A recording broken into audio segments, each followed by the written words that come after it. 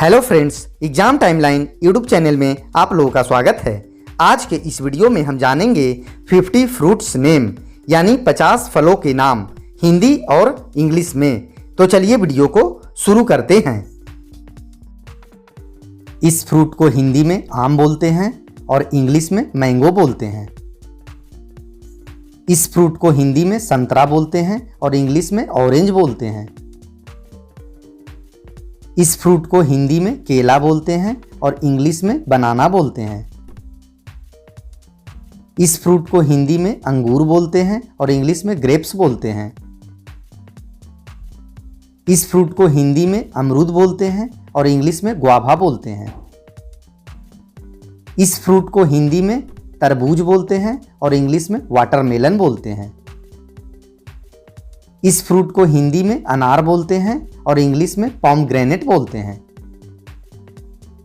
इस फ्रूट को हिंदी में स्ट्रॉबेरी बोलते हैं और इंग्लिश में भी स्ट्रॉबेरी ही बोलते हैं। इस फ्रूट को हिंदी में पपीता बोलते हैं और इंग्लिश में पपाया बोलते हैं। इस फ्रूट को हिंदी में नाशपाती बोलते हैं और इंग्लिश में पियर बोलते हैं। इस फ्रूट को हिंदी में सेब बोलते हैं और इंग्लिश में एप्पल बोलते हैं। इस फ्रूट को हिंदी में अनानास बोलते हैं और इंग्लिश में पाइनएप्पल बोलते हैं। इस फ्रूट को हिंदी में आड़ू बोलते हैं और इंग्लिश में पीच बोलते हैं। इस फ्रूट को हिंदी में लीची बोलते हैं और इंग्लिश में लोगन या लीची बोलते हैं। इस फ्रूट को हिंदी में मौसमी बोलते हैं और इंग्लिश में स्वीट लाइम या स्वीट ऑरेंज बोलते हैं। इस फ्रूट को हिंदी में कीवी बोलते हैं और इंग्लिश में भी कीवी ही बोलते हैं। इस फ्रूट को हिंदी में खरबूजा बोलते हैं और इंग्लिश में मस्कमेलन बोलते हैं। इस फ्रूट को हिंदी में खजूर बोलते हैं और इंग्लिश में डेट्स बोलते हैं। इस फ्रूट को हिंदी में कटहल बोलते हैं और इंग्लिश में जैक फ्रूट बोलते हैं।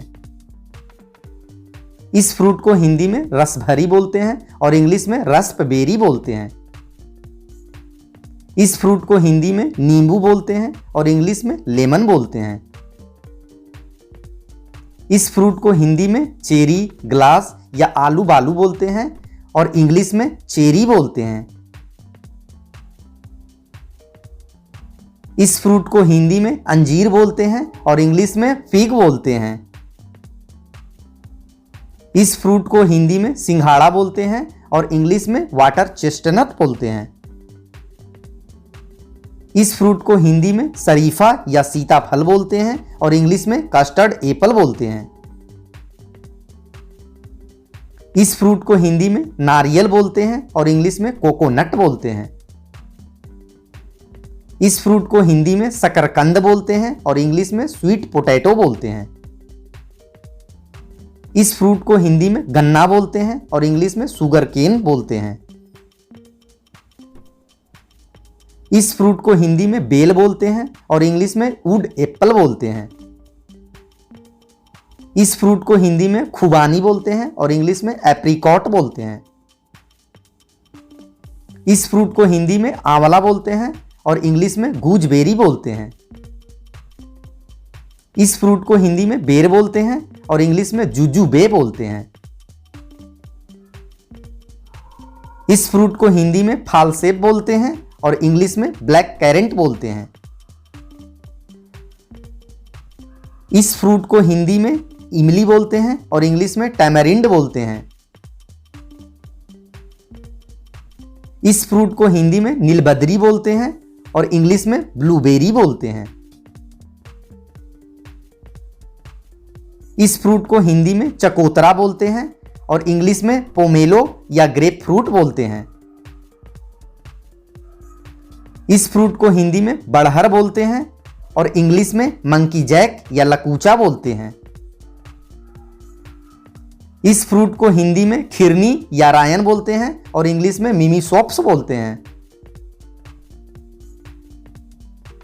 इस फ्रूट को हिंदी में जैतून फल बोलते हैं और इंग्लिश में ओलिव फ्रूट बोलते हैं। इस फ्रूट को हिंदी में क्रैनबेरी बोलते हैं और इंग्लिश में भी क्रैनबेरी ही बोलते हैं। इस फ्रूट को हिंदी में चीकू बोलते हैं और इंग्लिश में सपोडीला या नेसबेरी बोलते हैं।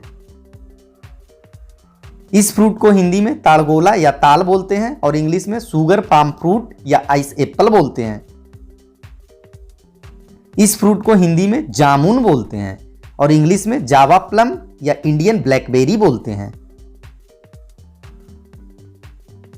इस फ्रूट को हिंदी में कृष्णा फल बोलते हैं और इंग्लिश में पैशन फ्रूट बोलते हैं। इस फ्रूट को हिंदी में कमरख बोलते हैं और इंग्लिश में स्टार फ्रूट या कैरम्बोला बोलते हैं। इस फ्रूट को हिंदी में कोकम बोलते हैं और इंग्लिश में मैंगो स्टीन बोलते हैं। इस फ्रूट को हिंदी में ड्रैगन फल या कमलम बोलते हैं और इंग्लिश में ड्रैगन फ्रूट ही बोलते हैं। इस फ्रूट को हिंदी में तेंदू फल बोलते हैं और इंग्लिश में परिसीमम बोलते हैं।